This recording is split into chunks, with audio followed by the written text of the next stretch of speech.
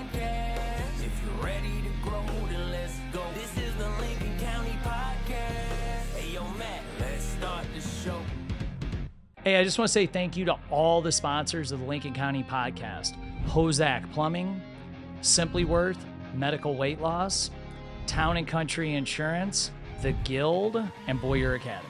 Thank you guys for your sponsorship, and thank you for making the Lincoln County Podcast possible. Just want to say thank you to everyone at Boyer Academy. Without the success of Boyer Academy and all the families there, I wouldn't have met all these wonderful people in and around Lincoln County that have came on the Lincoln County Podcast. So without you guys, none of this would really be possible. Having this has been a dream come true to sit down and talk to so many business owners and share my experiences at Boyer Academy, their experiences and successes with their business with everyone in and around our local area.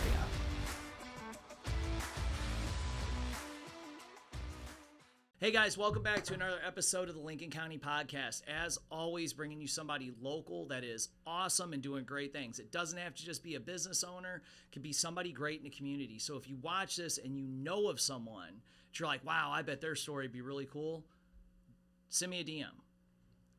Hit me up. Let me know. I'm always looking for great people to sit down and have a conversation with, and really excited to have that one. If you know someone or if you are that person, feel free to reach out. Worst I could say is no thanks. So I'm going to turn this over to my guest to introduce herself today, and we're going to chat about everything awesome she does. My name is Rachel Laughlin. I live in Moscow Mills. I have been living in Lincoln County for 18 years, originally from Wichita, Kansas, and I have a passion for running marathons. Primarily is where my heart's at. I also do triathlons and have run many, many miles all through Lincoln County, from Moscow up to Troy, all around Troy. I run with Troy Running Club on Sundays, and then I've also cycled all over Lincoln County to get my miles in. What do you like better, the running, swimming, or the cycling? Really, running is my passion. Yeah. Started running 2 years ago, I guess. And about 6 years into running marathons, I decided I'd run a marathon in all 50 states. So I've been on that quest since then. What number are we on now? I will run number 44 That's in awesome. December. That's awesome. I knew the number went up because watching your social media this last year that you've knocked quite a few down. Yes, I have. Now, when people see that, and a cool podcast you may want to listen to, it's called the Modern Wisdom Podcast. The way Chris does his podcast is interesting. It doesn't always vibe to me because it's ask a question, answer a question, and then I feel like they edit it and go to the next one. It doesn't feel very flowy to me. But he's interviewing Chris Bumstead. Do you know who that is? He's the Mr. Olympiad this year. He's like 5 or 6 time Mr. Olympiad. Yes. He just won it again. And they're talking, this was filmed before he won this last one. They're talking about the mindset and the the road to comp, the prep and all that to competing. And it was cool because I've had this conversation with my friend Tara, and I'm curious your thoughts on it. But I've always found I love the process almost more than the event. Yeah, one of my favorite sayings is the journey is the reward. There you go. I love that. You set out your training, and you focus on that, and you see yourself improve as your training goes on. A while back, I thought, I'm never going to get below a 9-minute mile. Are you kidding me? I mean, 26.2 miles is a long distance. And for a while, I just ran for the enjoyment of it, the stress relief of it, time to myself. I'm a huge proponent of physical fitness, and that's why I also transitioned into the triathlon from just the marathon running. But when I get to that start line, it's like I have done all this work. This is the final stage to my journey. And so I keep that in the back of my mind a lot. Yeah. I've always thought the process was fun. Like once you get up there and you do the run, or for me, a competition in martial arts, then I'm like, it's almost like check the box. All right, cool. What's the next one? What's the next challenge? What am I getting ready for now? Like I have always, my friend Tara up at Ultimate Fitness, we talked about that with her bodybuilding comps, and different things that she does. Like the process is what we enjoy so much, and the discipline. I can't eat that. I can do this. I've got to get up and go do this. Like I've been putting off, and I think I'm going to do it again. I want to do 75 hard. But I've never tried that yet. So, well, what messed me up on it I've is if you go back and listen to the original podcast, there's 75 hard, there's phase 1, phase 2, phase 3. Right. To do it properly, you do all 3 within 1 calendar year. Okay. So I'm trying to hold off because I basically do it now anyways, because I do my rucks and then I train in the school at night with the kids working out. So I'm getting both of them. Right. You've got your indoor and your outdoor. I basically got that. It's just dialing in the diet a little bit, but I want to do it. If I'm going to do it, I want to set out the goal to do it all in 1 calendar year, all the phases. Right. Because phase 2, and I may be wrong on this, it's been a little while. I need to go back and listen to them. One of the phases, you have to document like meeting a new person each day. Like you have to physically stop someone at the grocery store. Hey, I'm Matt. Like it's pretty cool. The challenges like that was where Casey's like, I'm out. She was like, nope, good.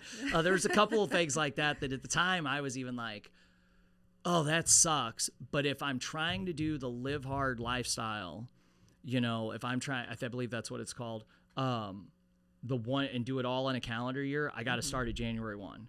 And that way I've got, because between, I believe it's phase 1 and phase 2, you have to take 30 days off. Okay. So it's, if you really go in and listen to like how he wants it done, it's a badass 1-year challenge. I didn't realize that there was 3 different phases. Oh, yeah. See, I didn't either. Everybody just talks about 75 hard. Right. But when you go in and listen, it's episode 208. And if you read the book or any of that, there is a whole thing to it. So it sounds like all around he's trying to get you out of your comfort zone. It is. It gets you out of your comfort zone. Because how do you grow if you don't get out of your comfort zone? Whether it's mentally, whether it's physically. Yes. Whatever. Well, see, I always thought it was stupid. I'm like, I know people can't go a week eating right. This is stupid. Why would they say this? Blah, blah, blah. I kind of fell in line with a lot of people. And Sean Whalen did a podcast on it. And then I listened to one of Andy's where he talked about it. And he goes, I tell everyone that to have confidence and all this stuff. He said a lot of people haven't won anything. They haven't achieved anything hard. There's a lot of people in this world that aren't like us that just don't challenge themselves. Right. So with that program, it gives them something they can achieve to have the confidence for. It's really cool. Everybody looks at it as a weight loss thing. It's really not. It's self-disciplined. Well, and I think that's where people get into a lot of issues anyway. Yes. I want to lose weight, or I want to train for this, or, I want to take this challenge on. It's why do you look at everything as a diet? When you look at, I want to lose weight, or I want to get more lean, or I want to gain more muscle, or, whatever the case may be, don't look at it as a diet. You look at it as a lifestyle. Yes, you have to. It's just like when I decided I was going to do my quest for 50 marathons in all 50 states, which I've actually run more lifetime marathons because I have multiples in multiple states. But, it was just a lifetime change, and I've stuck to that, Well, yeah, you dropped, how much weight did you lose? Because I remember talking to you because I was like, hey, you've dropped some weight. And you're like, I'm having to lighten up a little bit for this and this for your goals. Like, yeah. So several years ago, actually, I weighed over 200 pounds. Really? Yeah, I did. And I actually had an uncle that was 6'5", stood up out of the car and fell over dead from undiagnosed cardiomyopathy. And I had run 1 marathon at that point. And I said, you know what? I'm just going to continue down this. When I ran my first marathon, I was 45 pounds overweight. Yeah. And so, I lost that weight, but, and I pledged to myself I was going to keep it off.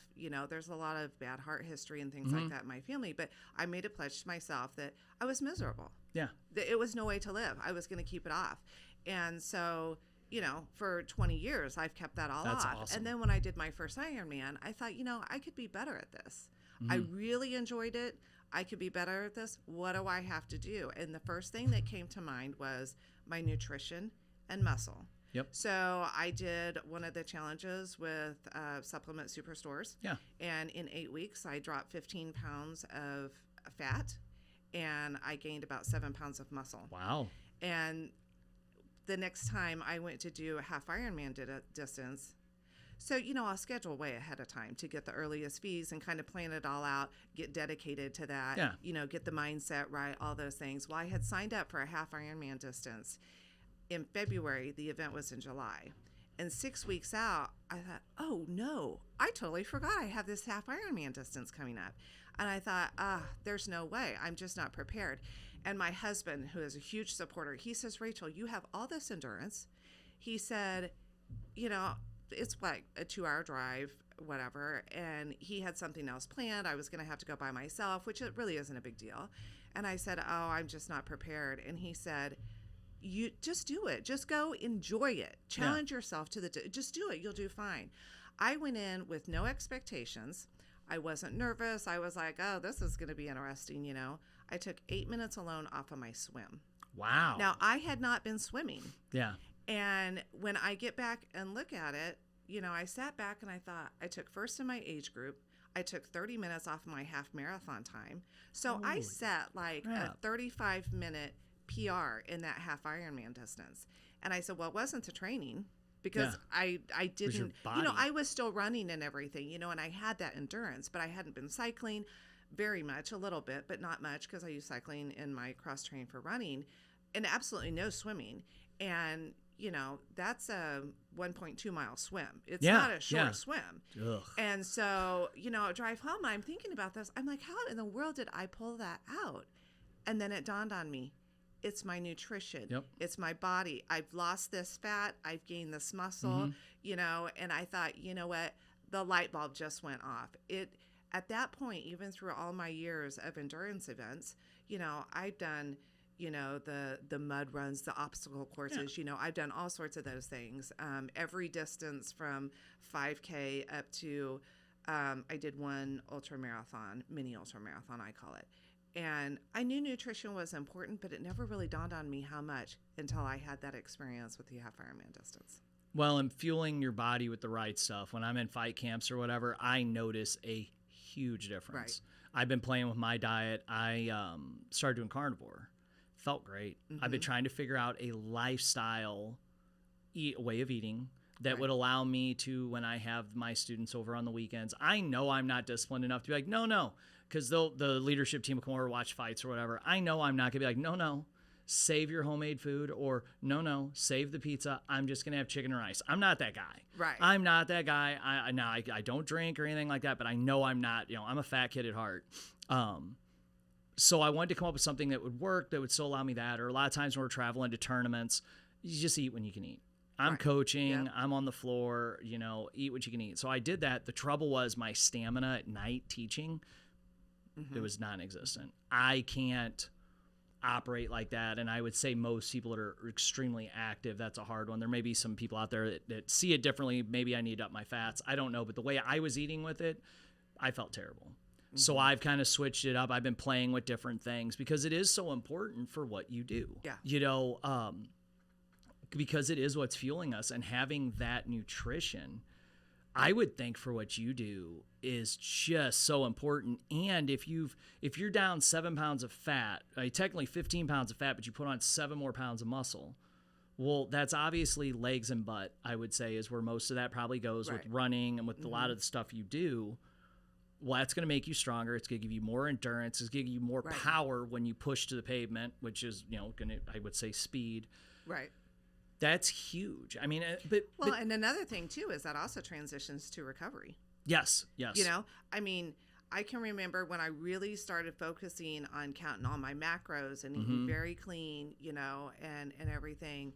You know, I'd go out and run, you know, 15, 16 miles, and I would come home and go out on about my day. And I thought, you know, every once in a while I'd have some achiness in my ankles, or, you know, it wasn't injury. It was just, you know, achiness, inflammation type stuff. The cleaner I eat, the more that went away, you know? Well, and knowing what's right for your body too. Yes, that too. So, you know, a lot of people think, oh, carbs, stay away from the carbs. You know, carbs gives you energy. You have to have carbs. Don't eat low fat. You've got to have fat. You have to have good fat in your diet. You have to know what all that balance is. Yes. You know, and, you know, a lot of times, you know, like for endurance athletes, your pros eat about 120 grams of carbs an hour. Yeah. I can't do that. No, I just can't do that. That's a lot of carbs. When I was working with Jamie Spicer, getting ready for one of my fights, and he was trying to bulk me, after a fight, bulk me up, the amount of carbs Jamie had me on, good carbs, Right. Good carbs. I just remember sitting at the table and I'm like, texting like, bro, I can't eat anymore. He's like, gotta finish it. Don't be a bitch. Gotta finish it. I'm like, I was like, my God. But it was ridiculous. I'd get in the shop truck and I was eating. My boss is like, and after about 8 weeks, he's like, all right, what is going on? He said, you never stop eating. Yeah. Every time I turn around, your paintbrush is down, you're shoveling food in your mouth. He goes, and you've lost weight. Right. And I was like, it's the right things. It's the right things. And that's key too. But when you're endurance, that's so important. yeah, because you want to stay ahead of it. You know, you got to stay ahead of your energy levels and stuff, because if you hit the wall or if you start then you get to the bonk, crash. it's too late. Yeah. There's no recovering from that in an event. Well, don't you think though, a lot of the misunderstandings on diet is so many people. First of all, the whole food pyramid thing from back when we were kids, they've all proven that was all bull. Right. But I tried to explain that to my mom the other day. We were talking about something with eating. She's like, oh, you really need... I'm like, no.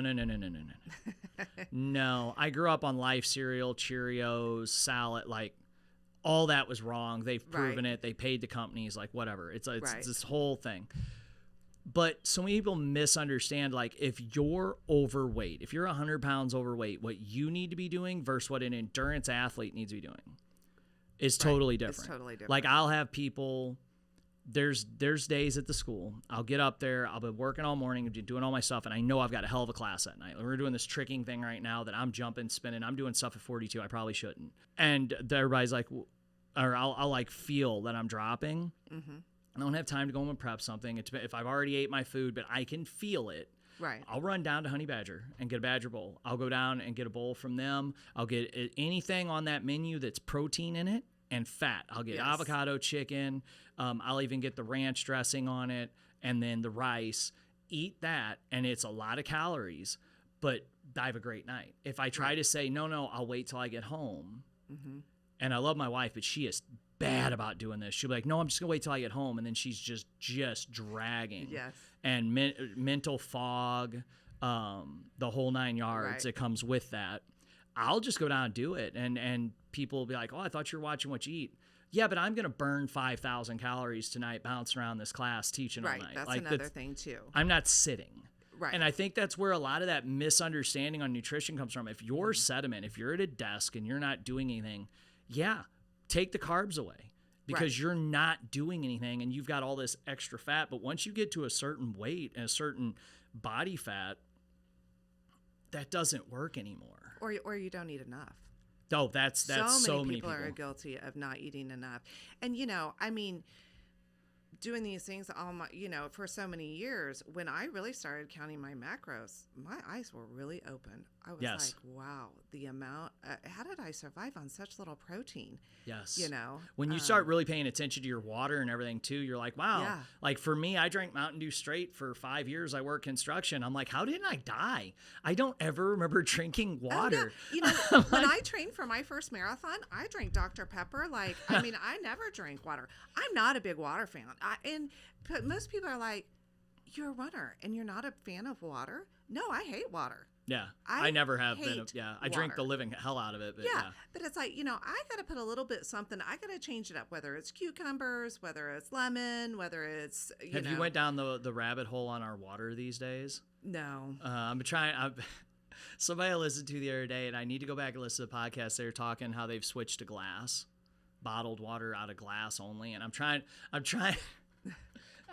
to avoid it, but like my buddy Tommy, he actually films his episode after this. We did a ruck, and we were discussing microplastics and all that. Oh yeah. And then all the stuff that's in the water, and it's like I'm like, all right, well, all the stuff in the water is probably not going to hurt the average person, but like I drink a gallon a day. Like I probably need to figure out like what water I'm drinking. I'm like, I'm going to have to do something with my water. That's my next rabbit hole to go down. But I agree with you. I like soda. I like that stuff too. Right. But I do. Oh man, soda's the worst. Recently, what were we doing? I guess we were in Vegas. I had a soda and I was like, this is terrible. I don't even like, I was like, oh, this is Mountain Dew. And that's my favorite. Yeah. And I was like, it's gross. I can't. Well, I can remember, when I was on the, I said, I'm losing this 200 pounds on this. And I think I went 6 months or something without having a soda. And one day I thought, oh, I'm just going to have a Pepsi. Hi, my name is Scott Lutz with Town & Country Insurance. We specialize in personal lines and business insurance. We're at 502 East Cherry Street here in Troy, Missouri. You can also find us online at tci.u.com. We would love to earn your business.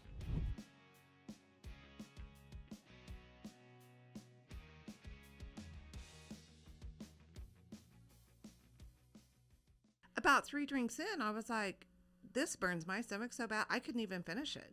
It's amazing. I can drink soda now, Yeah. but Well, when you go that just long, like super anything clean, else, yeah. I mean, just like anything else in moderation, it's not going to hurt you. It's fine.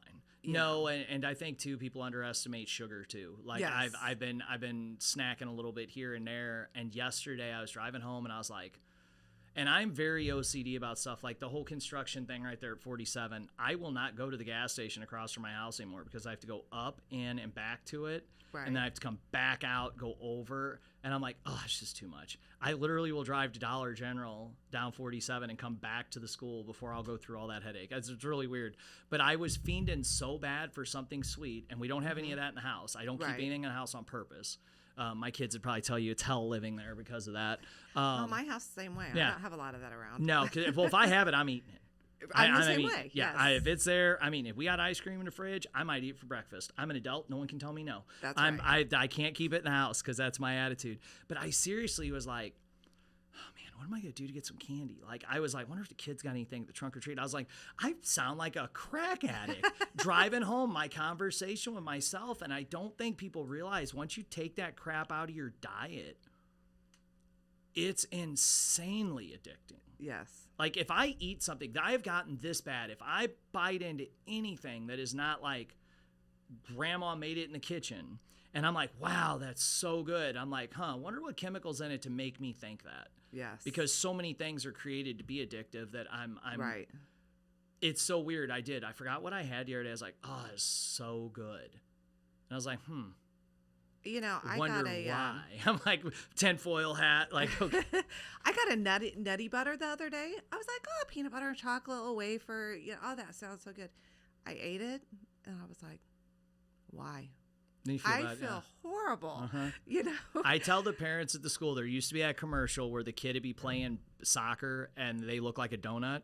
Oh, yes. Remember that one? Yes. And I was like, that's how I feel if I eat crappy before class or before a competition. And Right. they all look at me silly. I'm like, no, that is the most best way to put it. You had that. You're super healthy to eat, right? When you eat something like that, your body goes, what are you doing? Right. No. And it lets you know that was a poor decision. Well, have you ever heard that you can't overeat good food, like healthy food? No, I've never heard that. Someone said that once. They're like, the good thing is you can't overeat it. Like, if you sit down with a bowl of celery, you're not going to get done and be like, oh my God, I ate so much celery. Whereas you'll eat a whole bag of chips. Or that's true. McDonald's cheeseburgers, you may eat 5 of them, Right. but you're not going to eat 1,900 ounces of steak. Like, Right. I've tried it. I've sat there with chicken, broccoli, all my proper vegetables and stuff, and I loved it. Mm-hmm. But I realized that when you eat that, when you're done, you're like, oh, I'm done. You just stop. You're finished. You're Right. full. Whereas if it would have been like takeout or something, I Right. would have ate and ate and ate. Like if we're running, everything's starting to get crazy, and we swing through dose or something, I get nachos. Right. I'll smash it. I'll just eat and eat and eat till I'm like laying on the couch going, oh, I feel horrible. Yes. But if I make chicken and broccoli something healthy, you don't overeat it. And I never thought of it that way. Like, you're not going to eat so many apples as an adult, like a kid might, but Right. that you would feel bad. It's really interesting to pay attention to because of what's in the food, Right. what's in the products. Mm-hmm. Now, I agree. how many marathons have you run total over a lifetime? 64. 64. That is crazy. And you and I have talked about this. For anyone listening, like, there was one time I got done with a fight. My coach Kay and I were at a booth. Rachel come up and was like, "Oh my gosh, I can't believe you did that fight." Blah blah. I was like, I I was like, remember you that. just ran an Ironman, because I had looked up what an Ironman was. I was like, oh cool, she's gonna run an Ironman. I didn't realize what was entailed into it, and I'm like, hold on, I'm in the ring for 2. It's Kane and I both were discussing. We're like, that lady's crazy. She thinks we're nuts. You're not the only one that thinks that. Well, but it's the fact that it's just funny how, like, okay, what you do, you're like, oh, this is, and I'm looking at it going, there's no way I could do that. And you're going, well, there's no way I get in the ring and fight someone. Everybody's Right. got their thing. But I think what you do, the mindset has got to be like I'm not a huge Goggins fan. I don't need Right. that. I'm motivated by things like I got to pay my bills or I got to set an example. Like I'm motivated. Right. I'm super self-motivated. I don't need Goggins. But I like him. That mindset though of that bulletproof, like I have to do this or die type mentality, I feel like really comes in when you're doing something like that. So what It does. exactly, for anyone listening that doesn't know what an Ironman is, what exactly is an Ironman? So an Ironman can consist of 3 events. First, a swim, a bike, and a run. The swim in a full Ironman distance is 2.4 miles. The bike is 112 miles.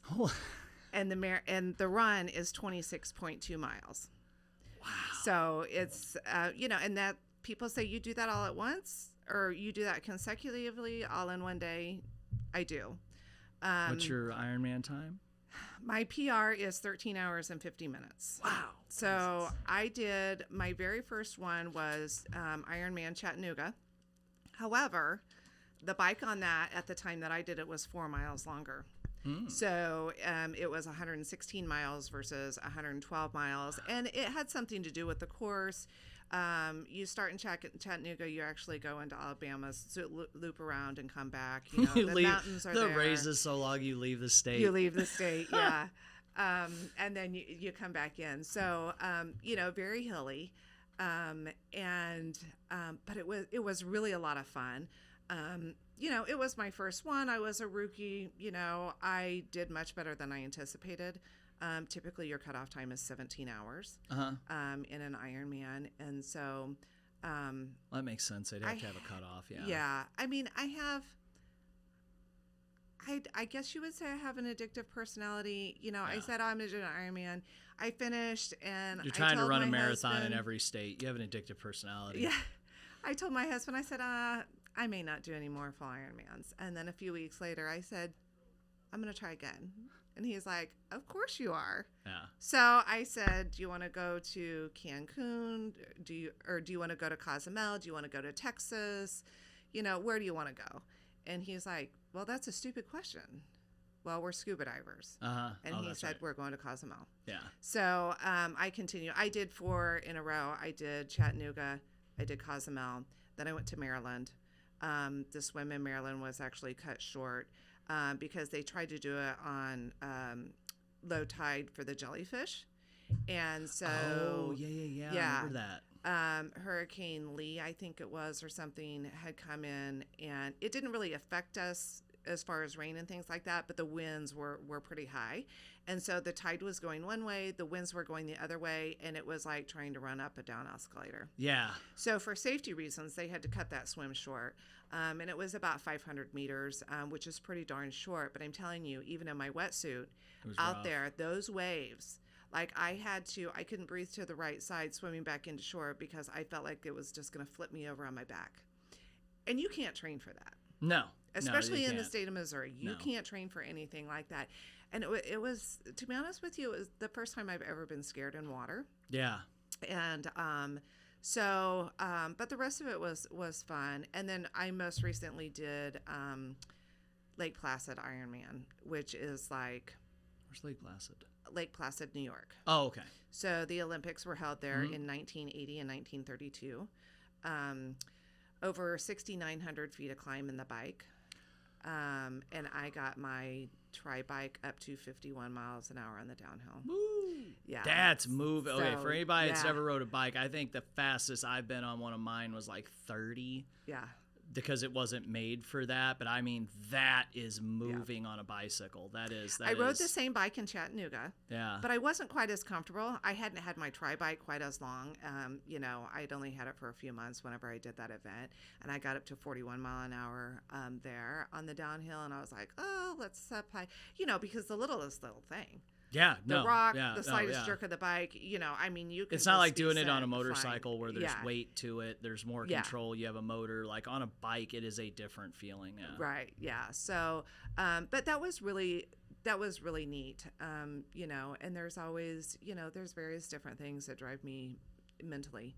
My husband is a United States Marine veteran, and I have a lot of friends who have kids that have gone into the military. I'm a very patriotic person myself, big supporter of all of the troops. I have people, I know people that, have PTSD and many things, and I often think of those people, people that have lost limbs or, they've given so much of their life. Well, they've done something excruciating hard, people shooting at them or whatnot, right. and you're and like, they hey, can't I'm do swimming. it anymore. Yeah. So a lot of those things, my oldest sister was an alcoholic. She actually passed away of cirrhosis of the liver. Sorry My to hear father that. was an alcoholic as well. I rather have an addiction to swimming, biking, Yes. running versus, alcohol addiction or things like that. And so, they always supported me. They thought I did amazing things, but I think of them a lot. What would they think of now? I have to make them proud. They're watching down on me. There's just a variety of things. I have a classmate from high school that has this really rare disease, and he's been trying for 2 years to learn to walk again. Wow. You just never know what tomorrow brings. I'm lucky to be able to do these things still at 50 years old. So many people can't. So there's a lot of different mindsets, and your mind goes through a lot of different places when you're doing those events too, and you got to pull from everywhere, I would that's think. right. Yeah. I should have never started this. Why am I doing this? Who thought this was a good idea? I'm clear to, are you kidding me? I'm going to make it up. No, I'm going to push, hills fuel my fire type of thing. And then towards the end, you just get to where, you know what? I'm done, and I'm ticked off. I'm just ready to. I'm ready to be finished. I'm gonna. Let's go. Let's I could get see it. that. And even in training runs too. I'll get that way as well. And you get to a point where you can't even do simple math. Okay, if I continue this pace and I have 3 miles left, I can. It's like, no, you can't. And a lot of people ask me, is runner's high real? It absolutely is real. Yeah. I've gone out and started running, and I'm supposed to run 8 miles, and then I realize I'm at mile 10 and I still have 3 miles to get back home. Yeah. So, you get to that high and the enjoyment, and, a lot of people these days, they got their headphones and, listen to the podcast or listen to the music. It'll help me get through.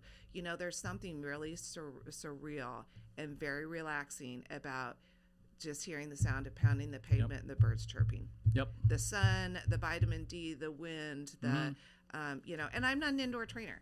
I tried last year when I was training to try to qualify for Boston. In some of those bitterly cold days, I thought, I'm going to try to get on the treadmill. Not even a half mile in, I said, forget it. Yeah, Drove I home, can't. laced up the running shoes, and outside I went. Best thing we ever did was set up a garage gym with kettlebells where I can open the door up, get fresh air. I can walk the dogs, come back and work out. I work out more consistently that way. I just don't like being indoors. I don't like working out that way. I would rather it be really hot or even kind of cold, but I can open the door. I can get fresh air. I can get sunlight. I'm the same way. But I think what people don't understand too is with people like yourself, with what you do, or anybody that achieves a high level of athleticism in something, which I would say 50 marathons in 50 states is a high level. It's mindset. There is so much about it that is your mind saying, I'm going to do this. Right. I talked to so my daughter Jocelyn trains under a young lady, Caitlin Deschelle. She is a 96-time world champion. I believe still to this day is the most highest decorated female martial artist in the world.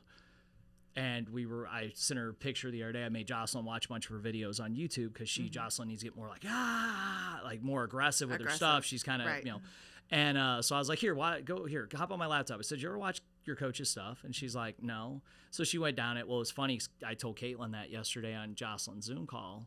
And she goes, what's funny? She goes, that video is one of my favorite. She goes, that wasn't even they added that division, and someone tapped me on the shoulder and said, hey, go run your sword in that. She goes, and I had to just get my head right and go do it. And she goes, and that is probably one of my favorite ones of me ever. I was like, no way. You would have thought that was something like you had prepared. But it comes down to that mindset, because you're always preparing, you're always training, you're always practicing, you're always doing stuff. Right. But that mindset, before we go too deep into the mindset, but what was it like? Because I remember you posting or talking about, I don't remember which it was, about that swim. For some reason, I remember something about that swim is sticking out in my head, that where they had to shorten it. Because I can't remember which it was, if we talked an event or what, but what was it like? Because I've inherited my father's fear of water. Mm-hmm. Like, I'll swim, I'll go, but definitely not my choicest of choice. Like, if there was 100 other things, that'd probably be number 100.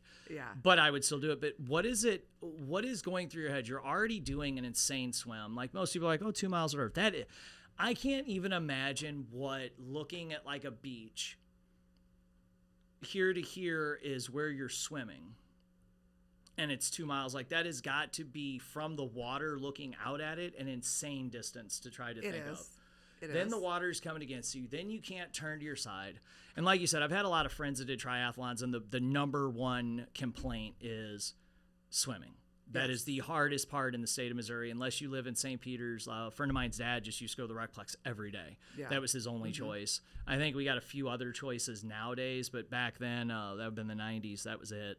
Oh, yeah. Like, well, that was that up until recently when they put in the Recplex in Winsville. Well, but then I think, can't you swim at and there's something St. Peter's, I don't know. I guess you can't swim outdoors there. I thought one of the parks over there, someone had said you could swim in. So you can swim in Newtown during different specific times of the year. Okay, that's what it is then. Yeah, okay, I was saying, I swore someone had told me they could do outdoor somewhere. Yeah. But yeah.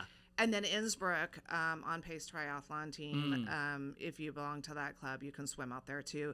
But it is limited where you can do the outdoor swim. But I would say probably 80% of your triathletes are not swimmers. No, I would agree. And most of them are like, swimming is my least favorite. Yeah. Swimming is my least favorite too. I don't have a huge swimming background. I did swim. I grew up in a really small town in Kansas. In the summers, I swam on swim team. Yeah. But I lived at the pool. My mother was afraid of water growing up, and she didn't want any of her children to be. And so we all took swim lessons clear up through lifeguard. And, we lived 3 houses from the public pool, and I swam all the time. There was no go to the pool, lay out, and get tan. Yeah, no, we were actively swimming all the time. And I have always loved swimming. I was on the rowing team in college, and part of our training was swimming. So I have never had a fear of open water. I've always been very comfortable in water. That's good. And that is huge. It's absolutely huge. There's so many people that, they do their open water swim training, but come race day, they just almost freeze up when it's time to get in the water, and they just panic. So relaxation is like the first thing. I just have to get my mind relaxed before I go. And I have told myself, I'm not going to win it in the swim. Yeah. I'm not. Now, I have eaten my words in that I have gone back to results and thought, I could have placed second. If I would have swam 10 seconds faster, I could have come in second. But, that's all, I'm not a pro athlete. So it's just all a personal competition thing. And then you just have to have faith. You just have to believe. I trained for this. I can do it. And, I'm not going to lie. When I did Boulder half Ironman this summer, and that water was 66 degrees. Oof. I swam in my wetsuit, but it hitting your face, and I just felt my heart rate just skyrocket. And I did have to rest on a raft. Really? And I had to take some time. And plus, we're at altitude. Yeah, I can cycle and run at altitude, but swimming is a whole nother thing. And there are times when I've been in the swim when I'm like, just pull me. Well, how do you get through that? I'm just going to get out. How do you get through that panic? Like, how do you do that? You said the one turning on your right side, like they were stopping it. They didn't have you swim as far. Like when you're swimming in water and it's moving, you're struggling to move forward in it. Fighting that panic, that fight or flight response has got to be insane. Yeah. So what you have to do, I'm lucky in that I trained to breathe on both sides.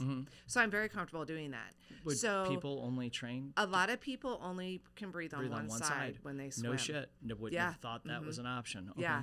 I'm Stu. I'm the founder and president of the Guild Men's Fellowship.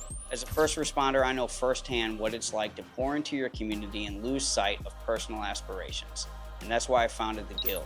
The Guild is a nonprofit that offers personal development programs to first responders and veterans since 2019. We offer our services completely free of charge.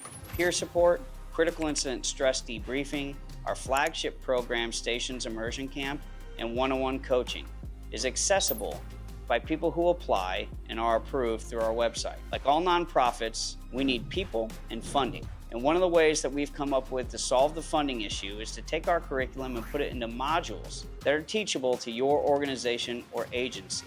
In this way, we can further your mission by putting your investment to work for people who have served.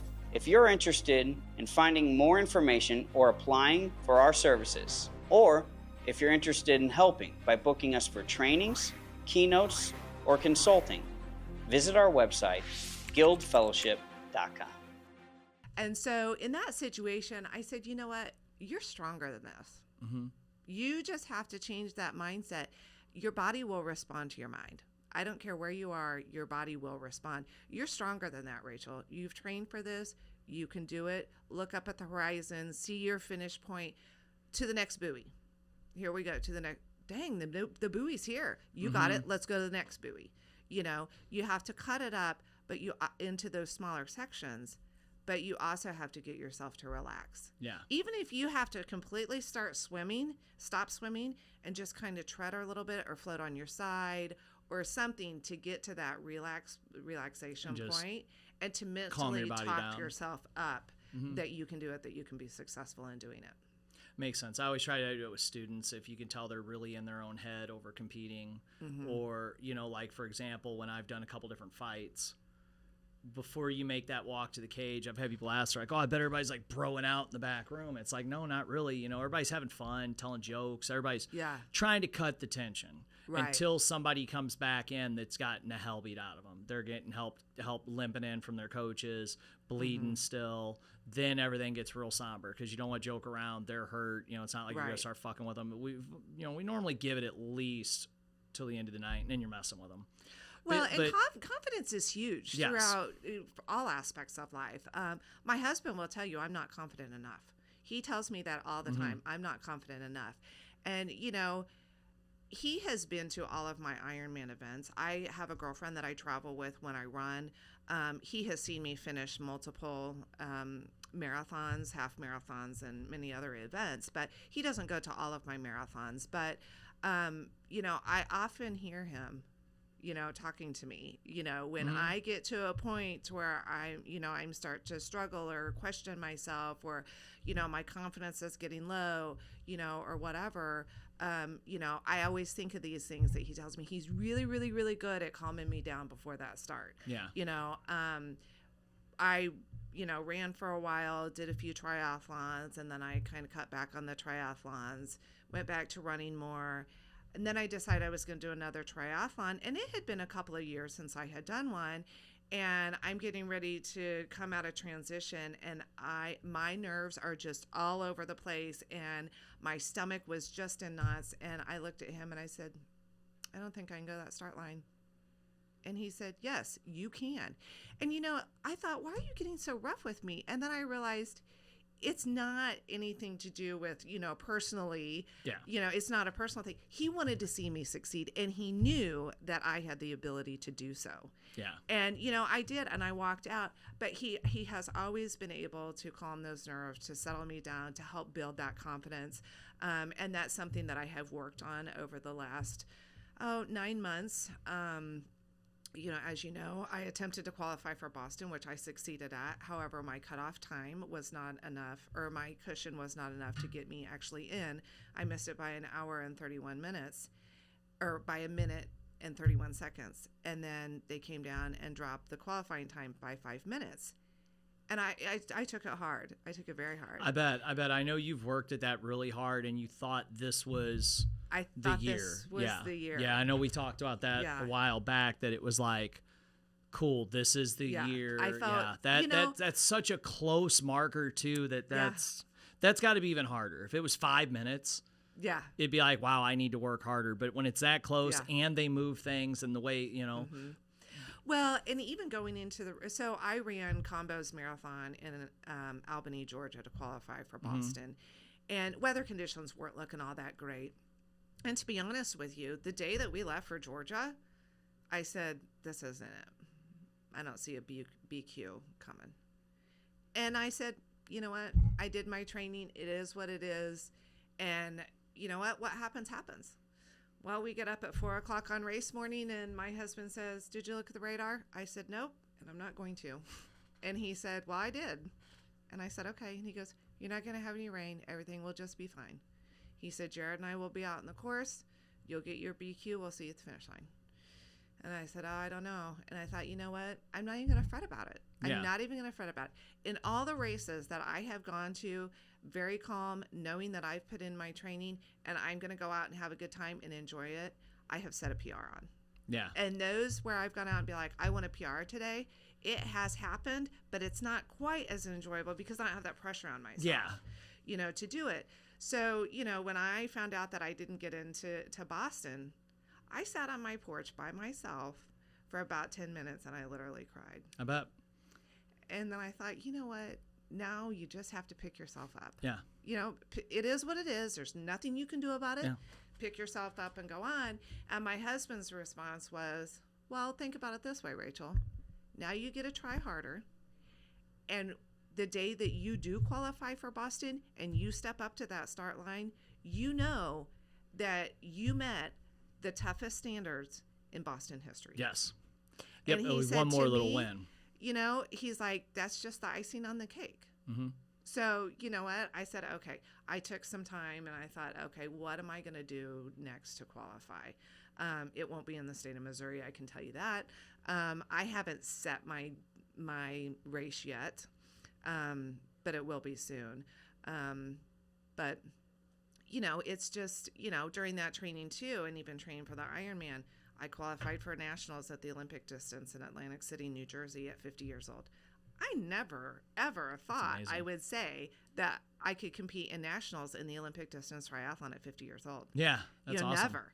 And then you go on to Worlds. And when I told my mom, she said, what's after Worlds, Rachel? I said, the Olympics? And she said, oh my gosh. I said, Mama, I am not going to the Olympics. I probably won't even make it to Worlds. But just you to never think know. that, you just don't know. And, Yeah. that's another thing. At 50 years old, there's 20-year-olds that I'm outrunning. Yeah. And I didn't even start doing endurance events until I was 26. Yeah. So age is not, it's never too late to try something new either. Not at all. And I think it's really important too, the role that Mark plays with your mindset and helping you. Because one thing that people don't understand is those of us that push really hard and set really high expectations for ourselves, we kick our own ass so much too. We are the hardest. No one will ever be as hard on me as I am myself. Right. But it's important that you have that person to pull you out. Mm-hmm. When we did Worlds for WKU the first year, that was the biggest thing for me with my students because I competed with them. But was me helping them get through that mindset at night. All right, let's go practice. Oh man, you guys are, getting them through that. Not only will we get through the day, keep them from not freaking out, get them to the rings, and then get their heads back into it because we did multiple day. It wasn't like a regular tournament where we're done and we can go. We could breathe. It was okay. Prelims are done. Now we got to make it to finals. Right. In multiple different events. So it was huge, but that role of getting that person in there, and like you said, he's being tough on you, but not in an angry way. It's because it's what you need to hear. Right. You need that. No, we're not talking about that. And I'll have to do that with my students when they're like, oh, we're be like, nope, I had a student the other night, and I was really laying into him a little bit, and I turned to Mom, and I was like, we're good. Thumbs up. She's like, no, go for it. Right. Because he needs to toughen up a little bit. Yes. He needed to hit the bag harder. It was stinging his foot, so he didn't want to hit it hard. And I was standing right there at the bag, and I really laced into him a little harder than I normally would with these kids because Mom and Dad are really making the effort for him. Right. He's got to make the effort too. Exactly. So some of us need that. And I've been doing that I've got a lot of teens and adults now, a lot more. And, I've really been coming down on them because most of the young men that are coming to us are coming there because Mom wants someone to get on them, wants a strong male figure. Well, and I can relate to that in some way. I'm a big supporter of 4-Year Academy. My kids are old and And, we've kind of joked some about, you should kickbox, Yeah. you should try, whatever. And I've shared this with you before. My brother's a 3rd degree black belt in Taekwondo. And, he was the chubby fat kid that everybody picked on in school. He was bullied. There was a park two houses from our house growing up. And, I can remember the kids coming up there and ganging up on him and beating him up. And, I'd run home and tell Mom and, and I'd be so upset. He was 5 years older than me, but we were extremely close. And, it came down, we were poor growing up, very poor growing up. And it came down to, I was in gymnastics, as was my sister, who is 17 months older than me. We absolutely loved it, but my brother needed help. Yeah. And he wanted to try Taekwondo. And my mom said, okay. There was a little school in our town. They went over, he did a free trial lesson, or whatever. And ultimately what it came down to is Mom couldn't afford for all 3 of us to be in a sport. And so she pulled us out of gymnastics and put my brother in Taekwondo. Yeah. Were we upset? Yeah, sure we were. But we also knew that my brother had this self-esteem kind of confidence issue. He needed these things. And I'm tell you what, it made a world of difference. Yep. And I would go watch him compete and break his boards and all these things. And, I had a lot of respect for him. Well, he got to where he could be his instructor. And then he started having to go to the neighboring town to get, more advanced training. Yeah. And he was really good. And then he taught at the school and all that. And as I grew older, being a female, he wanted me to learn how to defend myself. Going to college, we spent sessions at the academy. He could go over there and work out whenever he wanted to. He would teach me self-defense, and this and that. But the change that it made in his life, it's huge, was just amazing. And, in high school, come speech, for speech, he had to do a demonstration speech. Oh, well, what did he do? Yeah. He broke boards. That's awesome. And demonstrated, how to break boards and did this write-up about it. And so my mom said, your brother's doing his demonstration speech. Dad and I and everybody are going, do you want me to come get you from school so you could go to high school and watch him do his thing? And we said, oh, yeah, sure. So we went, and what I didn't know is that he was going to have me hold his boards. Yeah. So, which I had done many times. And so, it was kind of neat. He broke the boards. Then he signed the corner of the board, gave me his board, cool. Whatever. But, it didn't take long before people in town were like, don't mess with Rachel and her siblings because her brother will kick your ass. And, and it just, but it really helped him. And I'm so glad that Mom did that, but it does. It just makes a huge impact on them. I talk to my students all the time. I'm like, you never know the financial or just social, whatever things that Mom and Dad are giving up for you to be here. Yes. Especially the team that travels a lot. I'm like, because I know how expensive it is because my kids and I go. I explain that to them, but it's amazing at what I think any sport can have that type of a changing effect on kids. I don't think it always has to be martial arts, right? But I think martial arts is designed better for it, even if you don't have the greatest coach.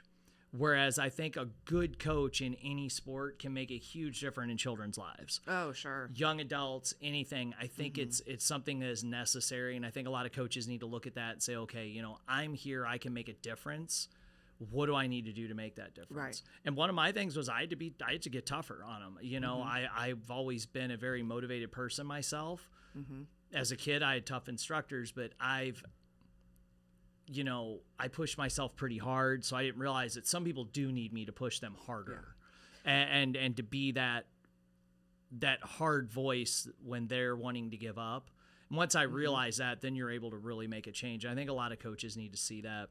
What is your goal for next year as we get to the end here on like your running? Like, do you set just event goals or do you set mileage goals? Like, how do you break that down because I could tell you've probably planned out next year. Yeah. Well, I do not. I have never set a mileage goal for a year. Okay. A lot of my friends do. Yeah. And every once in a while I'll go back and see what I did. And I'm like, wow, I really did that. Or, oh, I think I probably should have run more. I thought I did more than that, That's never really been a thing. My goal for next year is to qualify again to get into Boston. Awesome. How does one go about that? So, first of all, I still have to pick my event, that really depends on the person. Are there certain events that are qualifiers for it? Is that yeah, how that works? Okay. Yeah, a lot of your marathons are Boston qualifiers. So okay. you have to run a Boston qualifying event. And then, you know, I'm going to have to redo some of my training, I think, just because I got to get faster. Yeah. You know, which I'm okay with. You know, I had a decent cushion before. So I haven't decided. I may run in Seattle in July. I'm actually going to attempt it twice. Yeah. So I give go, yourself that buffer of having 2 qualifiers. Yeah. Makes because sense. I can choose. That's the how my fastest brain one. would do it. Yeah, that's how I would do that. Yeah. Yeah. So I will do that. I actually will knock off Delaware in December.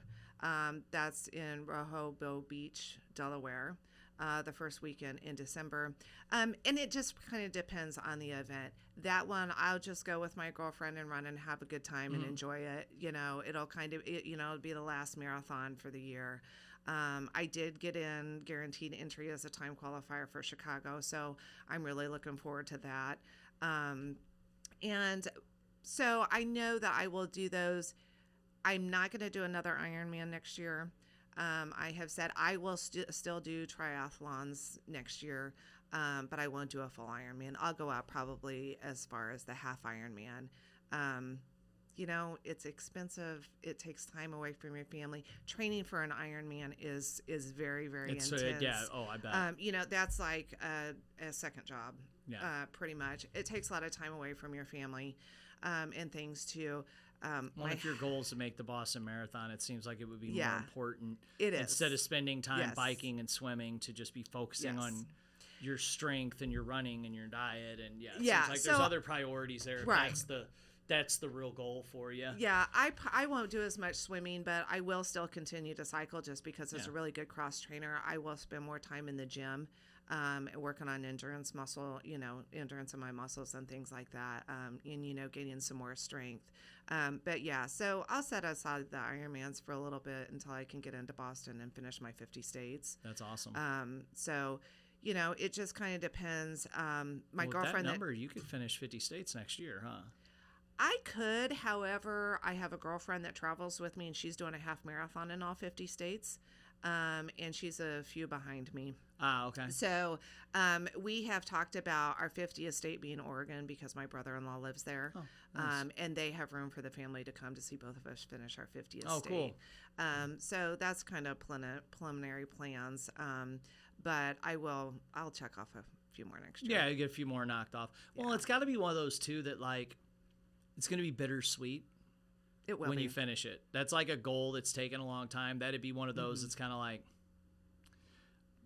That's what's been neat this year, going into winter. Normally this weekend is WKU Worlds. Normally we'd be at Worlds right now.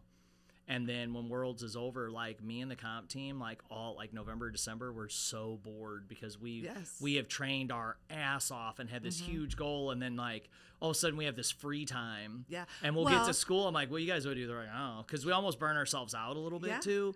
But then it's like it gets really boring. So like this winter we were really excited because there's a big tournament in January, and I'm like, let's hit that one this year. It's in Chicago. I was like, let's go there because we won't be trying to like recuperate from Worlds. We'll just be able to just carry the energy through. Yeah. And just set our sights on some stuff. And they were like, yeah, it sounds really good. Let's do that. Well, and I don't know if you've ever heard this before, but a lot of people that do Ironmans, when they're done, they like go into a depression. Yeah, because you know your training is so intense, you know, and everything, and then you and actually I've experienced that with martial arts, just getting ready for a bunch of stuff, get ready, and then we don't have anything, and then like I said in the winter we're all just kind of like, oh, it is almost like I do have a little bit of fear, so to speak. I mean, I'll continue to run marathons probably for the rest of my life as long as I'm able to. You know, somebody asked me one time, do you have a goal of like 100 marathons or lifetime or, you know, what's, and I was like, you know, I haven't really thought about that. You know, we'll kind of chip away. Will, as soon as you hit the 50 stage, you're like, shit, I need a new goal. Yeah. Well, you know, I think probably my next goal after that would probably be an ultra. But I have no desire to now go what further designates than it a an 50K. ultra? 75? No, an ultra marathon can be anywhere from like 500 meters past 26.2 miles. Okay. But most of your ultra marathons are like 50K. Okay, which that's is, what I said. I thought which they were is like 50s and 36 up, miles. Yeah. Okay. Well, I didn't mean 75 miles. I meant 50K. You're right. Yeah, or 100K, or 50 milers, 100 milers. I have absolutely no desire to do a 50 miler or 100 miler. A lot of people know Dave Norman very well. He's a running brother of mine. He and I did do a 100K relay one year. I ran as Wonder Woman, which is my trail nickname. He was and, Flash. He ran as Flash. I'm going to dive into diet with him, too, when he's on. We're going to talk about his diet versus your running interesting. diet. That'll be a fun one. You'll get a whole different take there. That's why I asked you diet questions. David's on in 2 weeks. Is he? And, I'm totally going to be like, so, Rachel and I are discussing diet. What's your running diet? Because I know David's running diet. I've been there with him, so. Yeah, that's funny. We'll get the different side of that coin. Yeah. Fun. I was right. Yeah. So, I mean, that's just an example of what works for some and what doesn't work for others.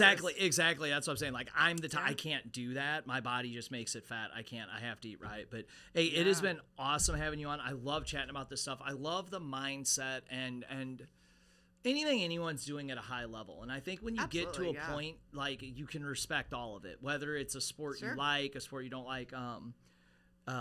Lights Out Archery, Garrett was on talking about their archery and competing at a high level, and it was very interesting, like going into a zone and all this stuff, and it like with running or with competing, how it all ties together is so cool. I really enjoy that. So I appreciate you coming on, and I look forward to once you hit that 50th, having you back on to talk about it. Oh yeah, that'd be a lot of fun. Really cool. That'd be really cool, because I'm keeping this going for a while. We're almost at 1 year now. Nice. We were just talking about that. December 13th was our first episode we filmed, and we're getting there pretty quick. Awesome. So I told him we're gonna sit down and figure up all our numbers, all our downloads, and everything we've done over the year. Curious to see where the numbers are. I told him, I'm not going to dive into that till Friday, but I'll probably start messing with it today, because we got to talking about it out there. I'm like, might be up there. So thank you guys for tuning in. Thank you guys for listening to this. And anybody in the community I think everybody thinks I'm only looking for business owners. Anybody in the community that you'd like to hear from, hear what they got to say, hear their great story, let me know. I'd love to have them on. Well, thanks for having me, Matt. It's been fun. It's been awesome. Thank you. Thank you.